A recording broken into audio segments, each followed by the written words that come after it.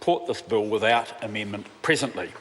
Members, we now turn to the Passports Amendment Bill number 2. The question is that Part 1 stand part. A point of order. Thank you. I seek leave for all parts of the Passports Amendment Bill number 2 to be debated as one question, with each part to be voted on separately. Is there any objection to that process? There appears to be none, so we will go that way. Adrian Rurewhai. Thank you, Mr.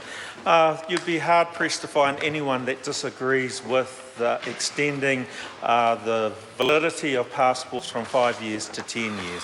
We did in the Select Committee receive some contributions, some submissions that asked that the extension be extended further to a further 9 months, and that was because some countries that New Zealanders visit obviously have a minimum amount of time that they expect to be on the passport. So I think most countries have 6 months and to get the full benefit of a 10-year passport, people had asked for that. This bill, and I commend the Minister for bringing this to the House. It has been a very unpopular thing, the 5-year period for passports, and extending it to 10 years is most popular, and extending it to 10 years before Christmas even more popular. And so I think that's important to acknowledge. But it's not just about the extension of the passport. There are other measures within the this bill that has been brought to the House. It increases the validity period of refugee travel documents, and those most of which are issued for only 1 year, sir. But oh, sorry, I've got the not that one. Sorry, these increasing from 2 years to 5 years to bring that in line with the qualification period for refugees to be granted citizenship. So it amends that. There are a number of other things within the bill as well. I would describe overall that this bill is about bringing the Passport Act 1992 into the 21st century. I want to touch on the electronic recording of information on the data on the passports database. This is a really important thing to bring us into the 21st century and to make it align with other countries, and to allow the both internal affairs and passport control to be more effective in executing what is already in place. So to cancel a passport, the minister or the ministry has to take make all efforts to advise the passport holder or the travel document holder of that their documents have been cancelled, but flagging it on the passport database system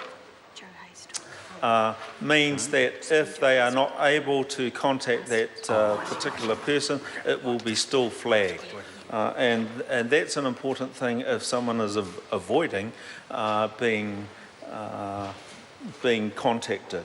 So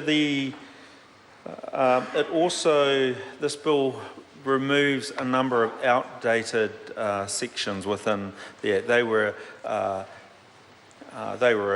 up to date in 1992, but today they're out of date and no longer applicable, and those clauses are now, under this bill, being removed. I want to speak a little bit about the fees. I think the fees, particularly the forecast for the fees from 2021. we have under the bill, we have clauses that make the setting of the fees, and I'm talking to clause 40 regulation. So, Mr. Chair. Adrian Rurifei. Thank you, Mr. Chair. So, under clause or section 40, lays out that fees can be set by order in council. The original expectation, I think the original decision by the Cabinet was that the fee would be set at $225 or I don't know, I might have got that wrong, but it was suggested that $225 be the fee, and then Cabinet, I understand, have approved that the fee be set at $180. The current fee for a 5-year passport is $135, and the actual cost of processing the passport applications is $404. So doesn't take a great mathematician to work out that this is not going to be sustainable without future governments making the decision that the applications for passports are such an important thing for New Zealanders. And I mentioned in the second reading, my second reading speech, that that this was something that we need to look forward to, so that that New Zealanders, Kiwis that apply for passports, which are not only for travel. I talked about passports being used as identifications. More and more people, organisations or government agencies do ask their clients for identification, and you can't get a better ID than a passport, and I would suggest in particular a New Zealand passport. And so if the forecasts are correct, then when we get to 2021, there will be a need for a huge injection of funds into the future processing of passports. There are a number of other improvements that this bill also carries out. It, as I said, in terms of the electronic flagging, these systems are acknowledged within the bill, and so that these processes that we know in the 21st century are able to be processed effectively, and particularly not only